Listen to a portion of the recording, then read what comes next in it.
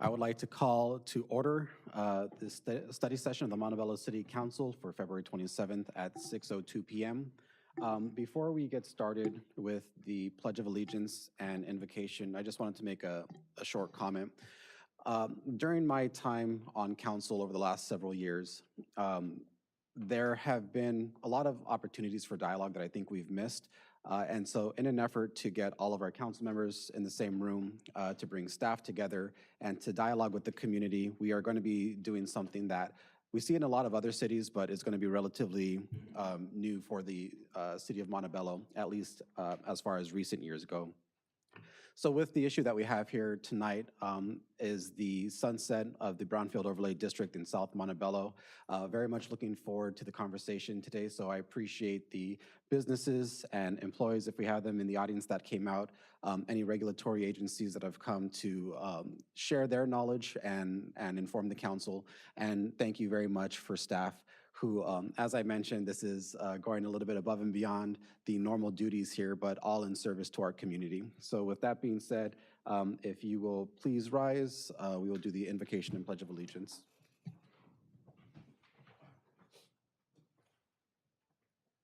We'll do the invocation first. Please bow your heads. Dear Lord, we thank you for this day. We thank you for the opportunity to come together in our community and for the council to share their dialogue with the businesses and property owners throughout our community. We thank you for the ability to be able to be together, and we ask you to watch over the city council, for everyone in this room, for the men and women who serve our communities in all capacities. Please take special care over those that are tonight suffering through the rains and the turmoil of our weather, and we watch over them and keep them safe. In your name we pray, amen. Place your right hand over your heart. Repeat after me. I pledge allegiance to the flag of the United States of America and to the republic for which it stands, one nation, under God, indivisible, with liberty and justice for all. Mr. City Clerk, if you can please call roll. Councilmember Jimenez. Councilmember Melendez. Here. Councilmember Tamayo. Here. Mayor Pro Tem Peralta. Present. Mayor Torres. Here. Thank you very much. Mr. City Attorney, if you can please read the Statement of Public Oral Communications. Thank you very much, Mr. Mayor, members of the City Council. This evening, members of the public may address the item that's on the agenda related to the review of the Brownfield Overlay District. Anyone who is present this evening should turn in a card, and I believe there's been a number of cards that have been turned into the city clerk's office. If you do wish to speak tonight, please obtain a card from the back of the room and turn it into the city clerk at this time.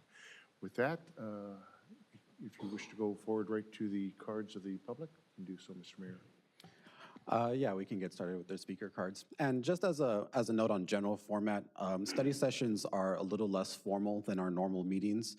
So even though we're taking public comment here, this is meant to be a little bit more of a dialogue. So as we receive comments, receive our staff report, there will be the opportunity to make additional comments later on and just have a full conversation here. Mr. City Clerk. First speaker is Bobby Nasir, followed by Greg DeBuke. 3-minute time limit here tonight? I think for the opening comments, we'll keep to the 3-minute time limit, but as we go on, then we can open it up. Great. First of all, I want to thank the council for getting together and giving us the time to address this overlay zone down in the south end of Montebello, because it was a little bit difficult to do at regular city council meetings. I'm not going to go into all the basics, because I think the entire council was here at the session where we talked a little bit about the history down on Bluff Road. But the basic bottom line is, and there's several of us who have been here 15 years ago when this overlay zone was put in place.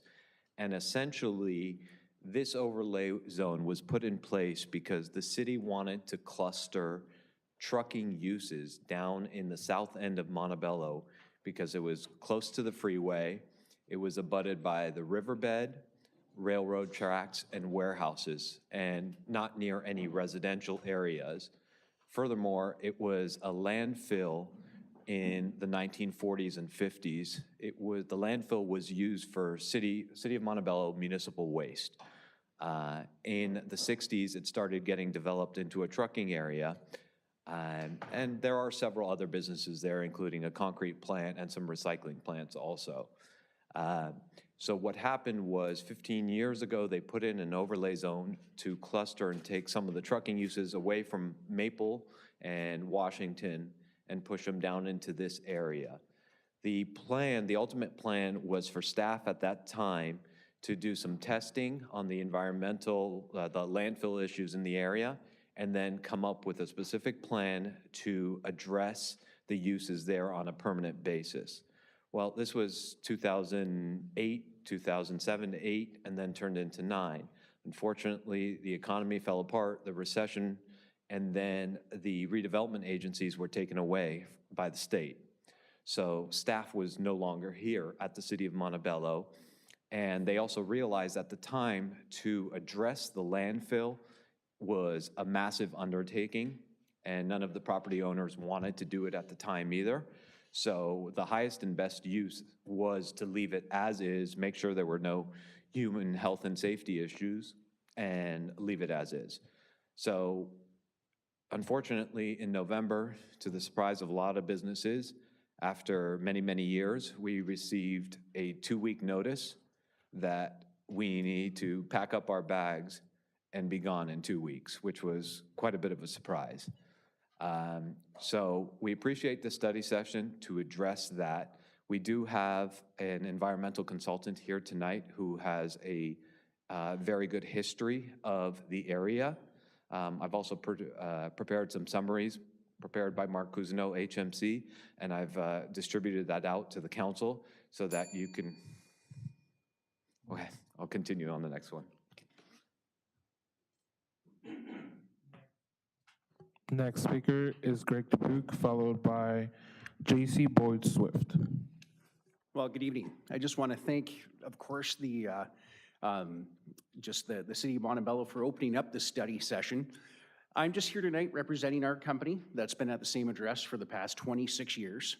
And like Mr. Nasser said, this was definitely a surprise receiving this notice in the mail. We are a tenant at our location and have been at that same address for a long time. So I'm here representing our company and as well our 52 employees, that majority of them live within the neighboring cities of Montebello and within Montebello. So I'm looking forward to see the progress we can make tonight and being part of this and commenting on what's to come. Thank you. Next speaker is J.C. Boyd Swift, followed by Mark Cousineau. Hi, everybody. Thank you so much for allowing us to take the time to talk. I represent Swift Transportation. We, too, are also a tenant in Montebello. I just wanted to let you know, changing this up would put a little more than 50 employees that live in the city of Montebello out of jobs. So it's important for us to maintain our status as well. Okay, thank you. Next speaker is Mark Cousineau. As a very quick note to the audience, if you're going to be using your cell phone or camera devices, if you can please make sure that the flash is off. It's a little distracting up here on the dais. Thank you. Good evening. My name is Mark Cousineau. I'm an environmental consultant, approximately 30 years of experience. Most of my consulting experience has to do with redeveloping properties, about 90% working for developers, lenders, and so forth. I've been asked to look at this situation, and I also have experience with landfills and redevelopment agencies when they still existed. What I want to get across is dealing with a landfill can be very complicated if you want to redevelop, if you want to make any change to it. From what I've seen, this is one of hundreds of very similar landfills in Los Angeles County that are closed. In fact, this site is inspected by LA County Health Department on a quarterly basis. They found no issues, no concerns raised. The city itself has looked at redeveloping this landfill in the past, looked at some of the studies. The conclusions that I saw, it would be very expensive to try to address some of the issues that would be involved. And with no apparent concern caused by this current landfill, I'd be raising questions as to what the city's intent would be, and more importantly, how would it pay for it? Because it'd be, if you want to address a landfill, you can either do partial issues, which would be Band-Aids, or complete clean closure, which would be in the tens to maybe $100 million to address. It'd be very complicated, and for something that doesn't pose any apparent concerns, there could be some button-up issues here or there. I'd be curious as to what the city would be trying to accomplish in addressing those issues, and then others could speak to the disruption to the current users of the property. But I just want to throw that out, and I'd be here to answer any questions and listen to the discussion. Thank you.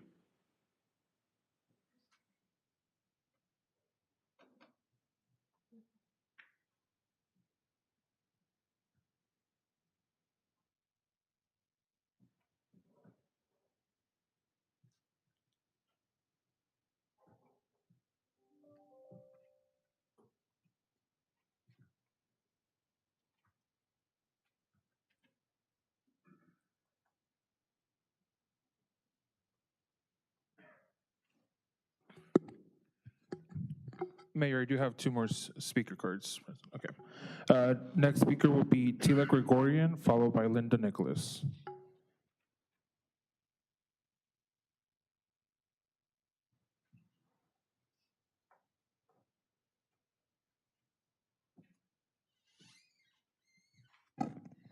Tila Gregorian, address is on file. It seems to me that this has been an ongoing issue for quite a while and has never been resolved. I'm sure that the people that live around that area are not very happy with what our city's doing.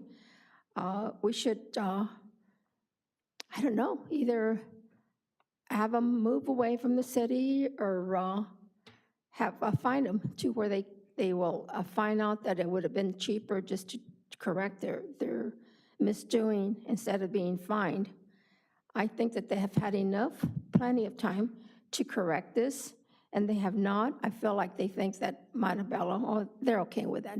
They won't do anything. And it's about time that our city stands up to things like this. It's not a good thing to have that in your neighborhood. I know if I had it in mine, it wouldn't be there, because I would have, a long time ago, addressed the issue week after week after week until something was resolved. Thank you. Next speaker, Linda Nicholas.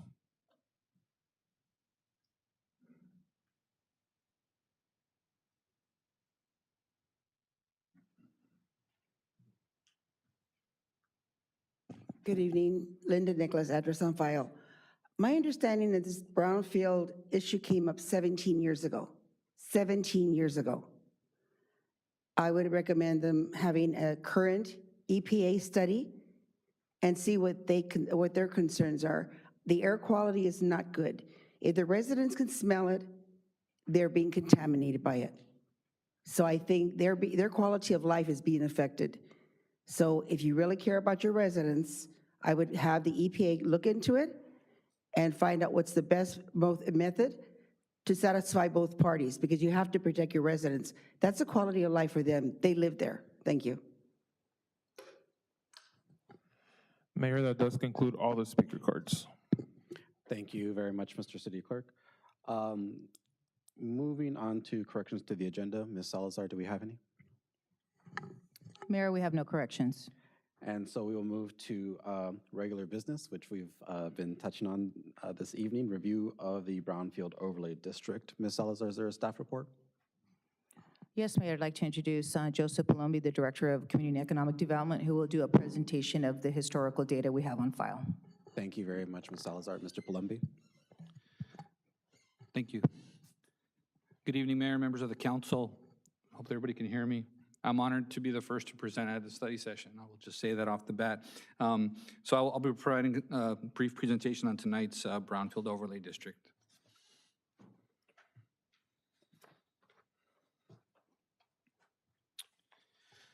So here's some background based on what we know thus far. The Chapin landfill, commonly referred to as the Brownfield Overlay, encompasses approximately 55 acres.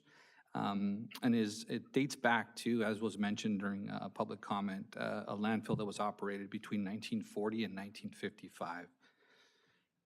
Based on available information, we believe its current status is characterized as a pre-regulation closed landfill, and given its date of closure and measurements of hazardous material, any required remediation is unknown without further analysis at this point. Because the landfill was not adequately compacted to support new construction, no physical development can take place within the area that was once part of the landfill without further investigation. Again, based on available maps and information included in previous studies, it appears that Chapin Road runs through the center of the landfill with depths between 10 and 50 feet, with some areas being as deep as 75 feet.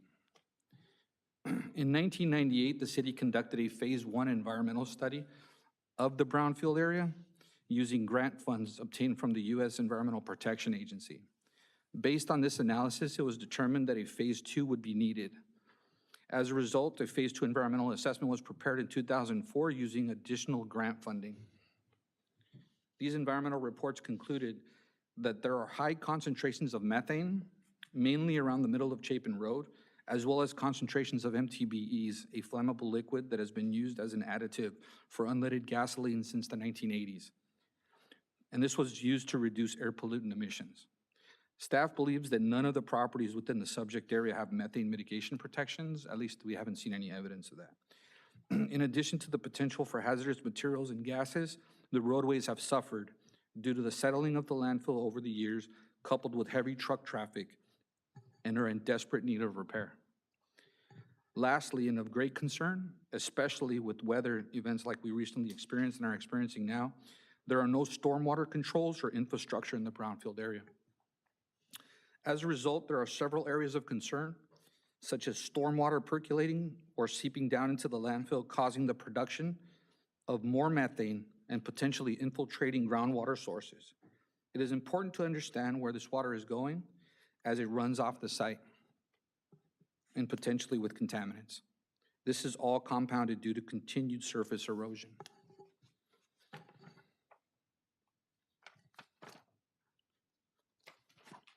This slide contains a boundary map of the 55-acre brownfield area and was pulled directly from Chapter 1749 of the city's municipal code, which regulates the brownfield overlay district. The city's zoning map is also included here to show the general location of the brownfield area in comparison to other zones within the city.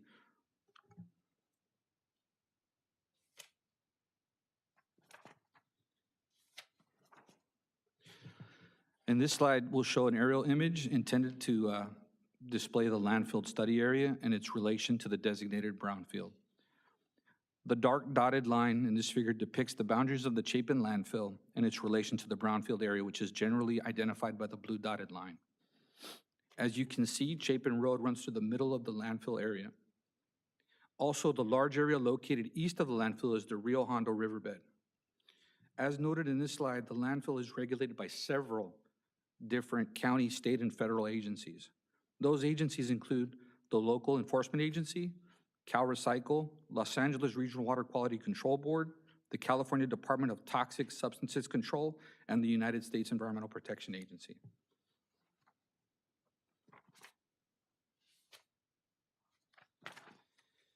This slide is intended to show current conditions where stormwater accumulates, causing significant flooding along Chapin Road. This video shows the public right-of-way in the middle of Chapin Road, just north of Union, and was taken on January 4th, 2023, following a significant rain event.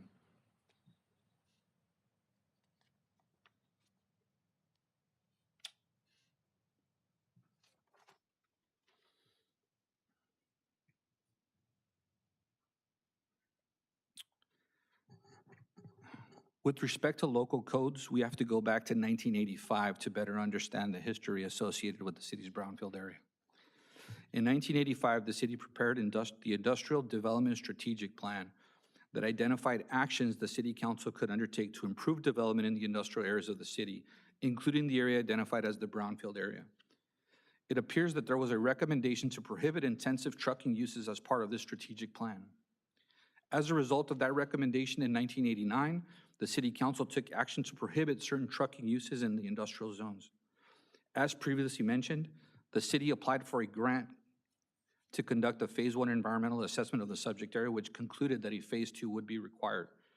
As a result, the Phase 2 environmental study was completed in 2006, and on June 19th of 2007, the city's planning commission conducted a duly noticed public hearing to consider Code Amendment number 1-07 regarding the proposed brownfield overlay district. Subsequently, in August of 2007, the city council took final action to approve this code amendment and establish the brownfield overlay district on an interim basis with a sunset date of November 19th of 2019. Per the Montebello Municipal Code, the sunset date associated with the brownfield overlay district triggered a 3-year amortization period requiring those trucking uses described in Chapter 1749 of the Montebello Municipal Code to cease operations within the brownfield overlay area on or before November 22nd of 2022. It is important to note that Senate Bill 205 was adopted in 2019 and became effective on January 1st of 2020. This bill requires industrial uses, including trucking, to demonstrate participation in the National Pollutant Discharge Elimination System, which is used to regulate point sources of water pollution and intended to improve water quality. Staff confirmed that this requirement has not been fully implemented, but it should be done to ensure the city is in compliance with state law. In an effort to ensure compliance with the city's code, on November 3rd, 2022, a notice of abatement was mailed to all property owners and occupants within the 55-acre brownfield area. To confirm those trucking uses as noted in the abatement notice shall cease operations on November 22nd, 2022, pursuant to Montebello Municipal Code Section 1749.080.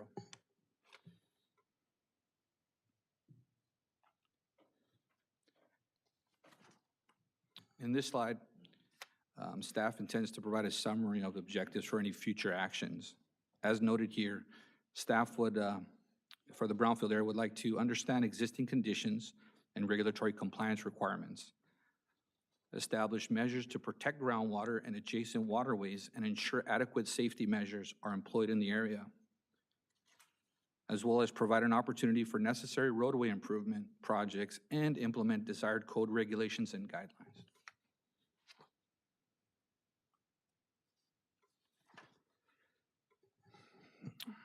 Due to lack of current information and status of existing infrastructure, staff would need to solicit proposals to retain a qualified consultant to better understand current conditions, taking into consideration prior efforts to ensure any potential hazardous materials and/or contaminants in the brownfield area are properly mitigated. This would include closely working with regulatory agencies to maintain an open line of communication to ensure compliance with local, state, and federal laws. This would also include a long-term visioning plan that could serve as a useful tool in setting goals and policies for the area and aid in obtaining grants for future investigation and remediation efforts. Alternatively, staff could entertain an application for a proposed code amendment to include the subject trucking uses as permitted or conditionally permitted in the M2 and M1 zones within the brownfield area. This process would require duly noticed public hearings, both by Planning Commission and City Council. As previously noted, and I believe the Public Works Director would agree, the roadways in this area are deteriorated and in need of desperate repair. It is important to note that any roadway improvements in the brownfield area would and most likely trigger further investigation and potential remediation. Lastly, a feasibility study would be required in connection with any future improvements to existing roadways.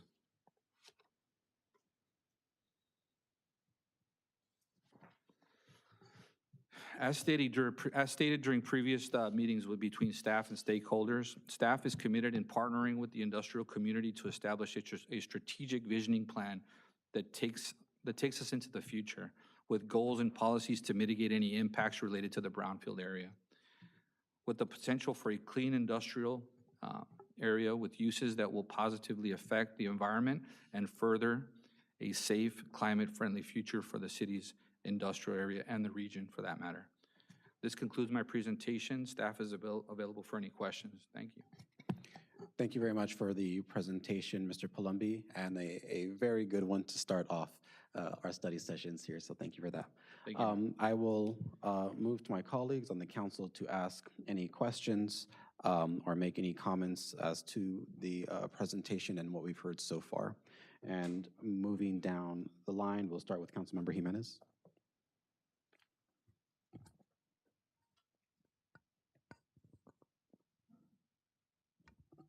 Well, being that this is, these businesses are in my district, and whether they're in my district or not, or they were in District 1, District 2, I think the concern would be just the same, because it seems as we sit here now, we're not currently in compliance with state law. Is that correct, Mr. Palumbi? Senate Bill 205, we are not, that's correct. While we don't want to see anyone lose their jobs, we also don't want to see anyone lose their lives down the line. And I think for most of us, maybe I'm going to say for all of us, this is an environmental justice issue. And unfortunately, I feel that some of the residents in the South Side have gotten involved with perhaps issues where they've been misinformed, but this is an issue that I think people that particularly live in that area should be aware of and understand what is happening. Unfortunately, I feel that the residents in the South Side are not aware of this contaminated land. And this was actually a landfill, correct? Again, just to clarify, Mr. Palumbi. So again, while we don't want to see people losing jobs, we also don't want to see people losing their good health. And I think it's important that we work together with our local agencies, with our state, county elected officials, to ensure that we secure the monies necessary to make sure that we take care of this issue, because this is major. And thank you for the presentation, Mr. Palumbi, by the way. I do want to ask that we let the residents in my district know what is going on with this issue right now. There's a lot of information to digest, and I don't want to see people down the line, again, being affected, and perhaps maybe some folks have already been. Unfortunately, again, I feel that misinformation, it's almost like we had to call ourselves out for this, correct, Mr. Palumbi? Yes. If I may. Yes, Councilmember. When we started to really uncover the data that's available, we started to understand that there were issues. And we wanted to make sure as an organization we were in front of those issues, so we did. We wanted to make sure we're in communication with the various agencies. In my previous experience working at, I'll just give you an example, at LAX, we did run into a lot of regulatory issues where we were unaware, and when it was brought to our attention, we had to address them, or there were penalties or fines. So we just want to make sure that as an organization we're looking at this holistically, so that we're not in that situation going forward. And in addition to that, again, the residents, I think, are top priority here. Back just a few months ago, people were under this assumption that there was a project being proposed similar to a landfill, when in fact these are businesses that are actually sitting on a previous landfill. So I do want to ask my colleagues, as we move down the line, I want to propose that staff moves in the direction of hiring a professional, an expert, environmental professional, an expert to come, or consultant, to come and help us with the recommendations, to make sure that we make the proper assessments and continue to work with our businesses, because there has to be, this is not going to be an easy solution. And but we do want to make sure that, again, the people that would be the most affected in this case would be the residents who live here.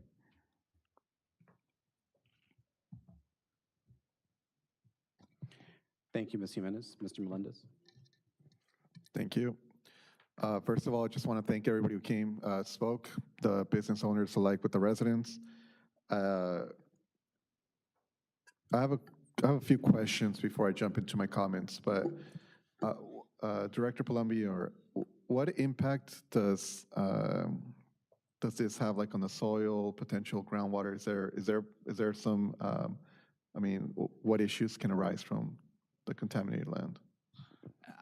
Councilman, I don't believe I'm qualified to answer that question. I think we would need a, you know, Okay, no, thank you. professional.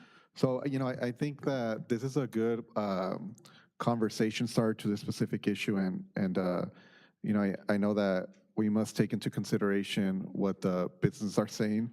At the same time, take into consideration the residents that live in that area.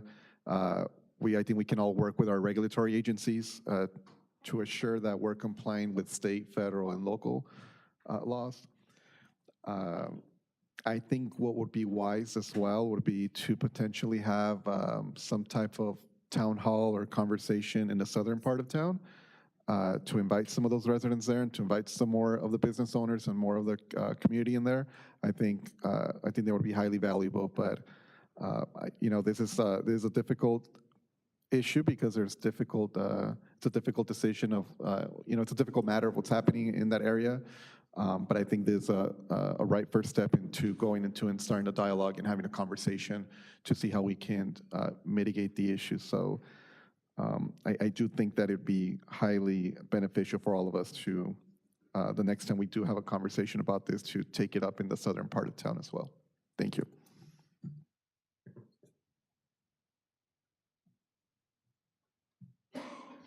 Thank you, Mr. Melendez. Councilmember Tamayo?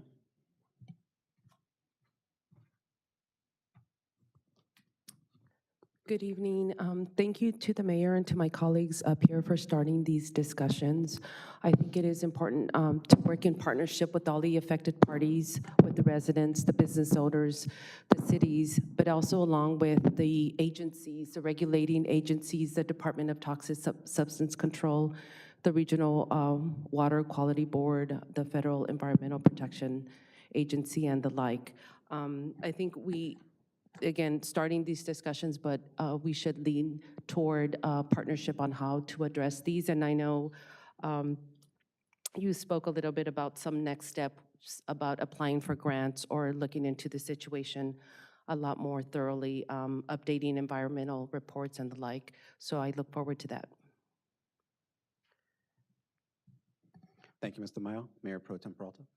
Yes, first of all, just want to thank staff for their presentation, as well as all members of the audience that are here today to participate in this opportunity. At this moment, I don't necessarily have any pressing questions. I believe my role is to listen, to learn, and really understand the different perspectives of all engaged stakeholders. This is a issue that came way before us many, many years ago, and that is now kind of at its breaking point, affecting multiple stakeholders within our community. So before I comment or provide any direction, I think it's important to really use this space to allow for a dialogue that allows us as council to understand this issue a little further. Thank you. Thank you, Ms. Peralta. And I guess I'll start with a comment and then perhaps throw out a couple questions to whoever may be most appropriate to respond. I'm going to repeat what I said the last time that we talked about this issue in open session, and that this is an issue of great concern. That's why we kind of have an all hands on deck meeting this evening, is to really understand from every angle what the issue is that we're dealing with. Unfortunately, this council is tasked with the heavy load of a can that has been kicked down the line, hearing that this landfill first opened in 1940 and closed in 1955, that there were efforts in the 80s and the 90s and the 2000s to somehow resolve this issue, and here we are in 2023, still wondering what's going on. I would like to thank everyone that's involved in really trying to understand the history and what the current status is. And just to state that myself, as well as my colleagues, take the environmental issues very seriously, as well as the issues of our businesses and the employment, and then also just considering the extensive infrastructure needs and potential opportunities for the future for the area. With that being said, I think just to understand some of the terminology that we've seen here and talk about some of the concerns that I've shared with staff, and maybe we can repeat or say here what's going on. Can you just explain a little bit more what a pre-regulation closed landfill is? So it's our understanding that a pre-regulation closed landfill is defined by Cal Recycle, and it basically, it's a regulatory status used for those disposal sites that ceased operation prior to August 15th of 1977. And that I think predates the permitting process, if I'm correct. But again, I'm pulling this information off of different sources, so. Sure, thank you very much, Mr. Palumbi. One of my concerns along with this issue has been the understanding that we've received grant funding to conduct studies of the area, whether they be toxicology studies, soil studies, and somehow develop a plan. I think the main concern was that that money was tied to some kind of outcome, and that if that outcome wasn't reached, that the city could somehow be liable to pay that money back. Could you talk a little bit about that? So we're still in the process of trying to understand what the obligations are. I don't think we have a clear picture yet. So that would take a little bit of further research and coordination with the agencies. Thank you. And the businesses might know best in this instance, but it was mentioned that the County of LA conducts quarterly reviews of the site. Are those reports public and provided to the businesses or somehow available? And feel free to approach the microphone. He's an expert, in fact, developed a citadel here and the redevelopment. So I think that some of the environmental questions would be best suited for Mark Cousineau. Sure, and feel free to comment on any of the questions I've asked so far, and if you can just repeat your name one more time for the record. Mark Cousineau, Hazard Management Consulting, Inc. Yes, these are public record by LA County Health Department, who is the local enforcement agency in this area.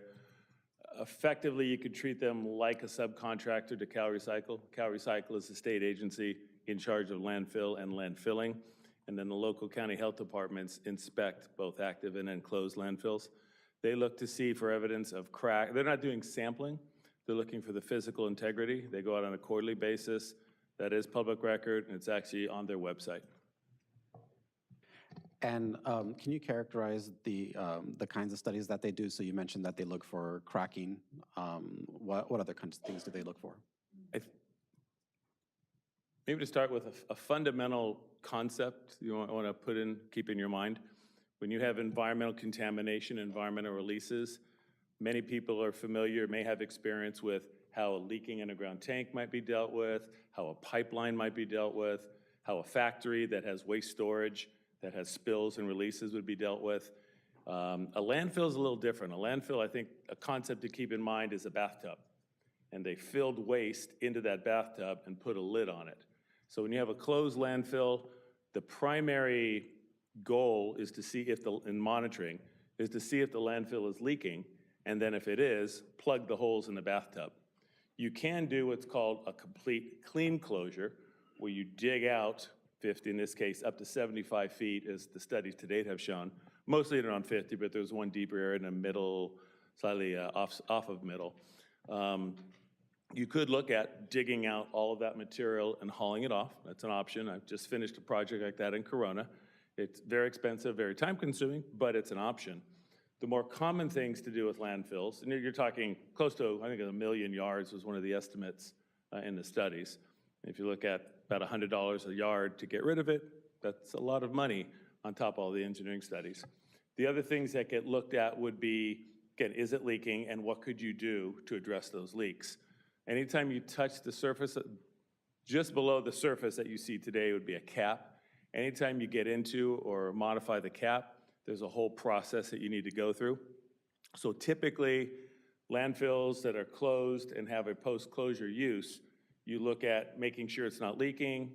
Typical landfills do settle, and so as I saw the pictures of the drainage, you would look at building up the surface. I mean, a typical landfill is developed, you're always putting asphalt, you're always putting new material, because it does crack, they do settle, it's just part of the process.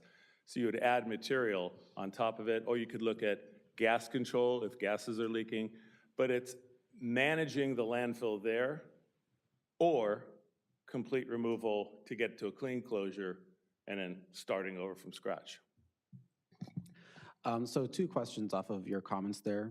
First, as the landfill settles, does that compromise the integrity of the proverbial bathtub? And second of all, I think Mr. Palumbi stated that he's not aware of any kind of methane barrier that's on the property. Would this bathtub have that methane barrier, or what? How does that barrier keep everything in? I'm not aware that there's a methane control system. I've not seen any evidence of that on any of the properties, but the cap itself will provide some control of gases, but they can get out. So to get back to your first question, that's what the county is doing as part of their inspections. They're looking to see if there's any large differential sediment or cracks. It's one thing when material settles evenly, but if you start getting differential sediment, creating cracks, that can allow gases to go out and/or liquids to go in. Stormwater runoff, I mean, if it's on the surface of the asphalt, concrete, whatever the surface in that area, it's gonna flow off. And so that runoff would not contain landfill contents, but it could, like all the other paved surfaces that you'd have in the city, could contain oils or anything that cars went over it that would spill onto that.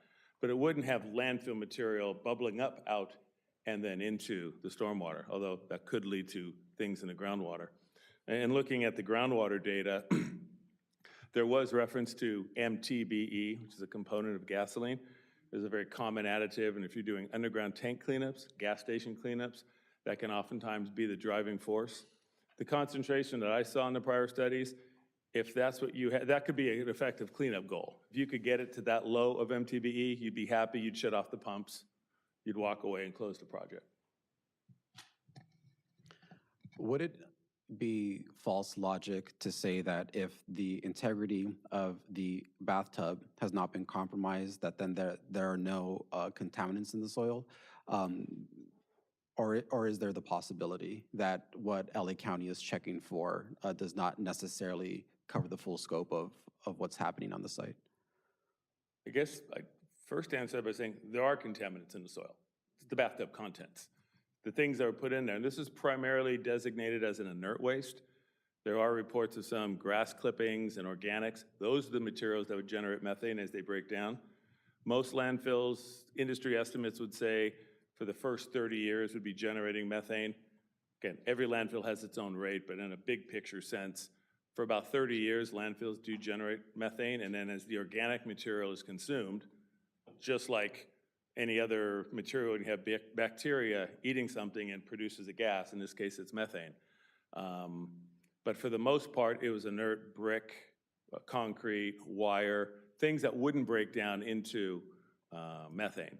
But the soil that's in there, and you do have some contaminants, that's what the bathtub is basically trying to keep.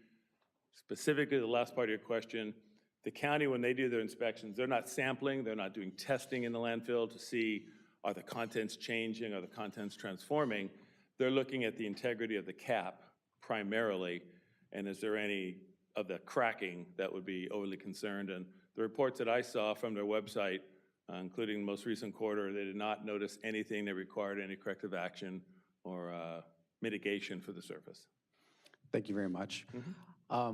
That will conclude my own questions and comments for the time being. Ms. Salazar, do we have any guests from any regulatory agencies, federal, state, or local in attendance? Mayor, we do not, we are not aware of any of them here, but we do know that they were going to be listening in. Okay, thank you very much. With that being said, again, this meeting is a little bit more informal than our usual council meetings. I appreciate the speakers that submitted public comment cards for some opening statements. But if there are any members of the public, businesses, employees, any kind of representatives or residents that would like to make further comments or ask questions, now is the opportunity with the team that we have assembled here this evening. So feel free to walk up to the mic, perhaps forming a line down the middle of the aisle here just to kind of keep it orderly and processional.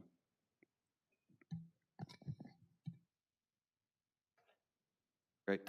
Thank you. I just wanted to clear up some of the items here that we heard tonight, and representing some of the businesses, and a lot of the businesses have residents. There are over 100 residents in the city of Montebello that are also employees down in this end.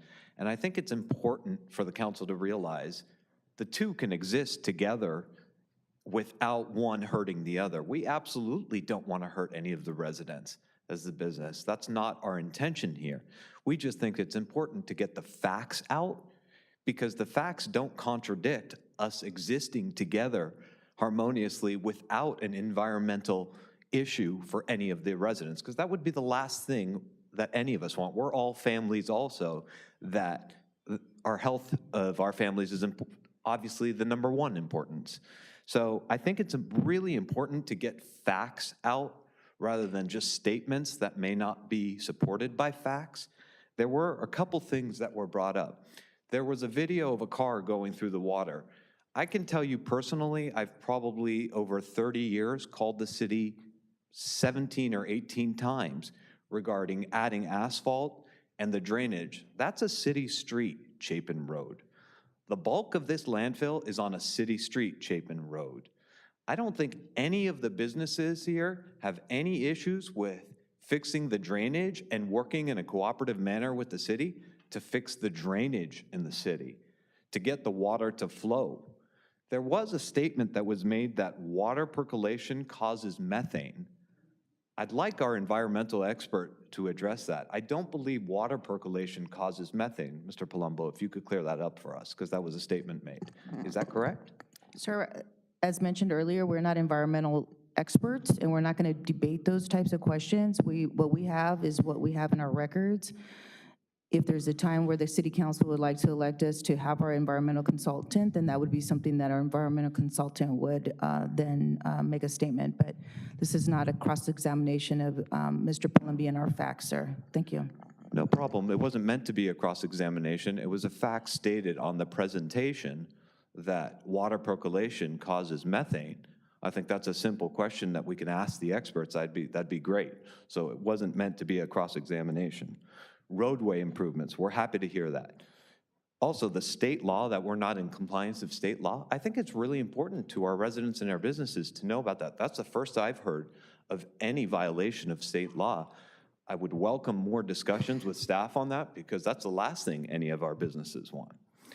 I would like to also read section 17.49.080 of the abatement amortization period of this overlay zone. In November of 2019, it says that the Director of Planning and Economic Development shall cause official notification to be sent to all the business owners on the state tax roll. Nothing was ever sent to any of the businesses. That's over 3 years ago. I want to be clear on that, because that would have given the businesses 3 years to come to council and discuss it. And I believe that the council has honest and true intentions for all the residents and the businesses to address this properly. And that's our hope, and I believe that's the true intention. So if we would have had 3 years notification, as it says in section B of 17.49.080, we could have had this discussion. Maybe you can address that with staff, why that was never addressed. I do want to also bring up, in 2017, one of the business owners approached city staff and met with Matt Fesky, Director of Planning and Economic Development at the time, to discuss this overlay zone and address it 5 years before the sunset.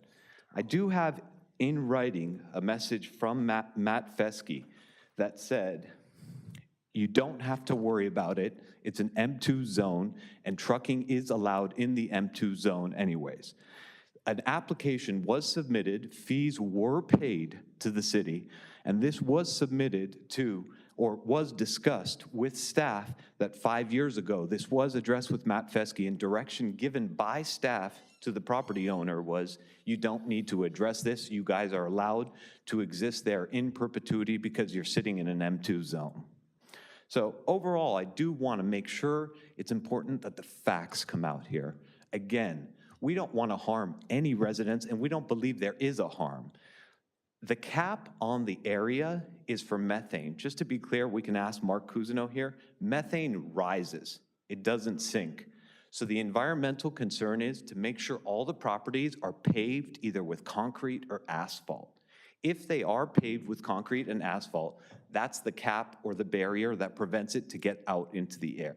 That is the biggest concern here. again, if we want to address all those things, think I speak for all the property owners, we're happy to address all those things and work with the city. We don't understand what that has to do with getting a 2-week notice for certain trucking businesses to evacuate. Thank you. Thank you, Mr. Nasir. Are there any other comments from the audience?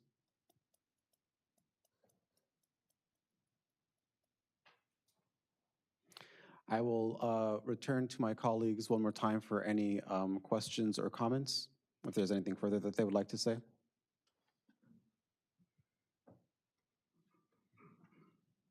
And looking across the dais, Ms. Tamayo? I do have another question regarding groundwater. Do you know how deep the groundwater is and the contamination, how deep the contamination is, and if there's a jeopardy of groundwater contamination?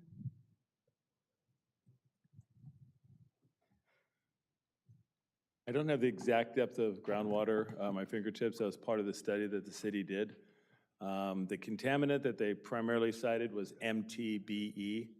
It's a component of, it's an additive added to gasoline, primarily starting in 1979 to 83, and then was phased out in the 2000s. But there surprisingly wasn't extensive groundwater issues, which would be consistent with an inert landfill. If you're putting brick, concrete, wire, those things don't tend to break down. Any landfill will have some things that weren't supposed to get in there. I've never seen a landfill that didn't have unauthorized materials, but they tend to be small. There are other kinds of landfills where chemical waste go into, oil field waste go into. This landfill was not regulated or permitted for that. So you don't see in the studies that are conducted, at least the studies I've seen so far, extensive groundwater issues, but I'm sure there are some. Thank you. Mr. Mayor, I do have a question. Sure, Mayor Pro Tem. In regards to groundwater testing, and I don't know if this is a question for staff if they can answer, or maybe later on when we bring on additional environmental folks can answer. But I know that we currently have water companies operating within Montebello that do their own testing of water. So do we know, or have we reached out to these water companies to see whether they've have found any type of contamination in the water in that area, or in general if they have any data or studies that are conducted throughout that area when it comes to water usage and contamination?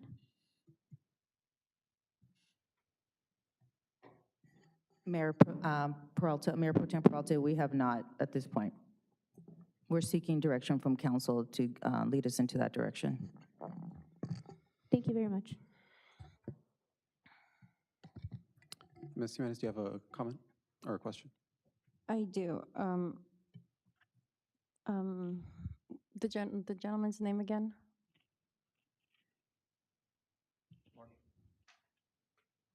Mark. No, I haven't asked a question. I was just trying to address Mark.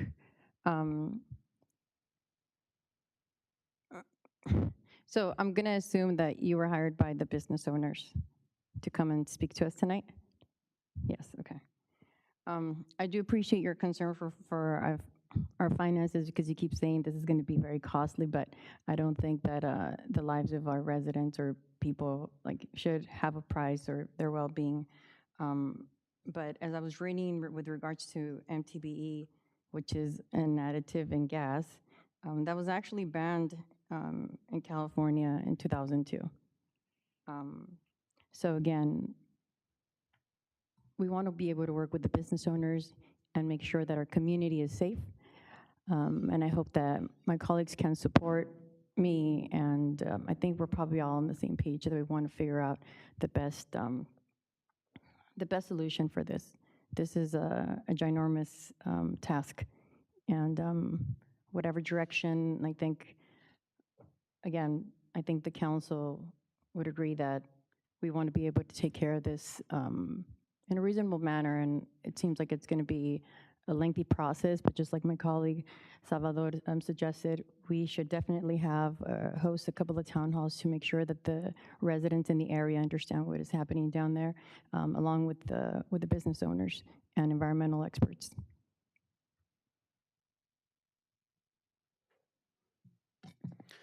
Thank you, Ms. Jimenez. Are there any other comments or questions? Mr. City Attorney?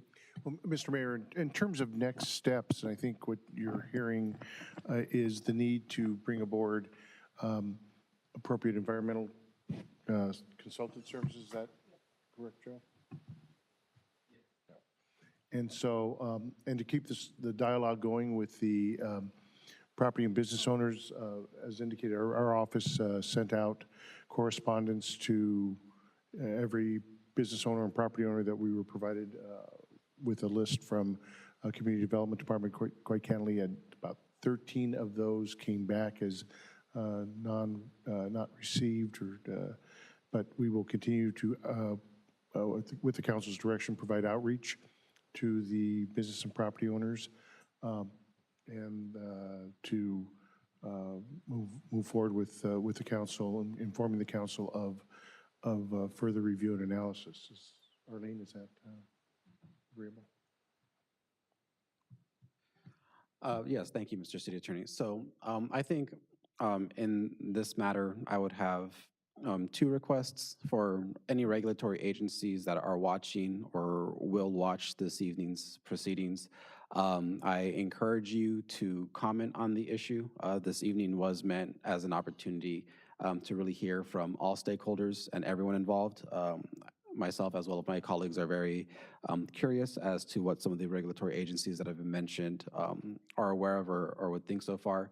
And second, I think to comment on my colleague, Ms. Jimenez's request, is that I would ask that an RFP come back for council consideration so we can understand what the full scope of the analysis would entail. So as we go out and seek those services, council has an understanding that our concerns and various areas of interest are included, and we have an understanding of what that study would look like. With that being said, if there are no more comments from the audience and no more questions or comments from council, I will entertain a motion to that effect, directing staff to bring back an RFP for council. I'll make the motion. And we have a first. Is there a second? I'll second. We have a first from Ms. Jimenez and a second from Mayor Pro Tem Peralta. Roll call vote, please, Mr. City Clerk. Councilmember Jimenez, Aye. Councilmember Melendez, Aye. Councilmember Tamayo, Aye. Mayor Pro Tem Peralta, Aye. Mayor Torres. Aye. And that passes unanimously. Thank you very much for all those that came on a chilly Monday night, braving the weather, to attend this evening. And this meeting is adjourned at, actually, I'll take a motion to adjourn. I motion to adjourn the meeting. A motion by Mayor Pro Tem Peralta and second by Councilmember Melendez. This meeting is adjourned at 7 p.m.